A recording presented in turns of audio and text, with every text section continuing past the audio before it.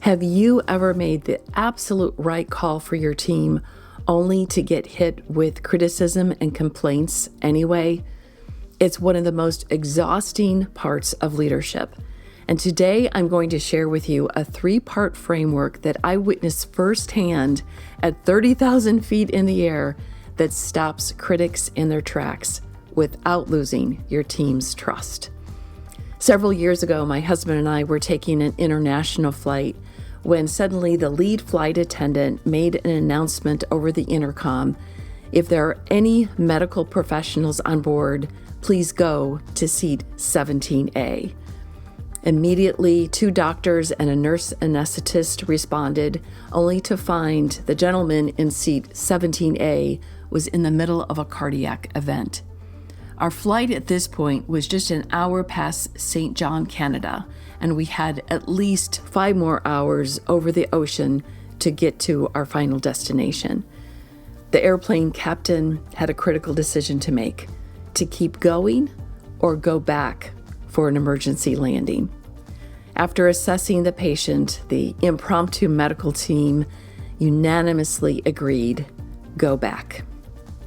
Hours later, after the paramedics had safely carried the man off the plane, and we had a second unexpected landing to change the flight crew and the flight plan, we arrived nearly 24 hours late to our final destination.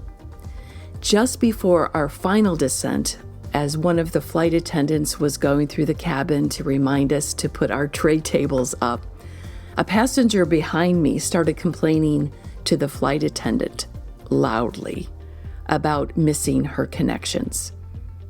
The flight attendant remained calm. She validated the inconvenience.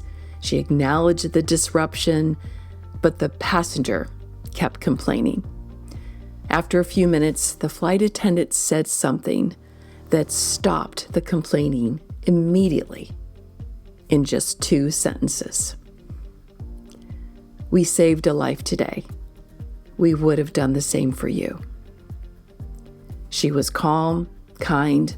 There was no edginess to her tone, and the passenger went quiet. I've never forgotten that.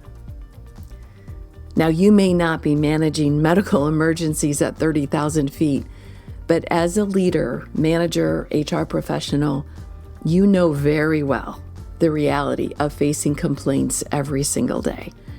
And whether it's a complaint about a hard decision that you've made or pushback about an organizational change so your company stays relevant, you are making decisions for all the right reasons that sometimes employees don't like or don't understand. And in that moment, our human instinct is understandably to defend ourselves. But defense isn't what's needed in that moment. What is needed is staying emotionally regulated, present, understanding that under pressure, people react out of anxiety, not logic. That's exactly what the flight attendant understood. And I want to highlight the 3 ways that you can apply what the flight attendant did and how you handle your next employee complaint or criticism. The first, number 1, is stay calm and level-headed. Your composure is your credibility. When you stay calm and grounded, you signal that you're in control, and the complaint, while heard, won't derail you. Number 2, is to validate reality. The flight attendant didn't dismiss the passenger's frustration. She acknowledged it was a real inconvenience. When someone complains in your office, find the grain of truth in what they're saying and name it. People calm down when they feel heard. And number 3, convey empathy. We would have done the same for you. Those 8 words that the flight attendant communicated with care weren't her caving. It was conveying with empathy that even though she didn't agree with the complainer, she understood the frustration.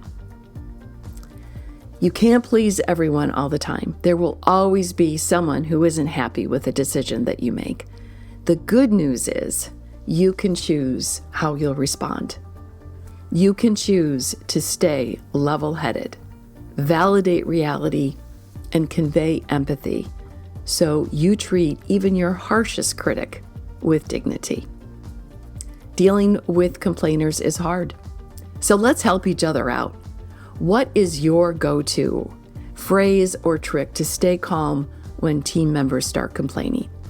Please put your response in the comments below so we can learn from one another. Because now more than ever, our world needs leaders who model healthy, constructive responses to complaints and conflict.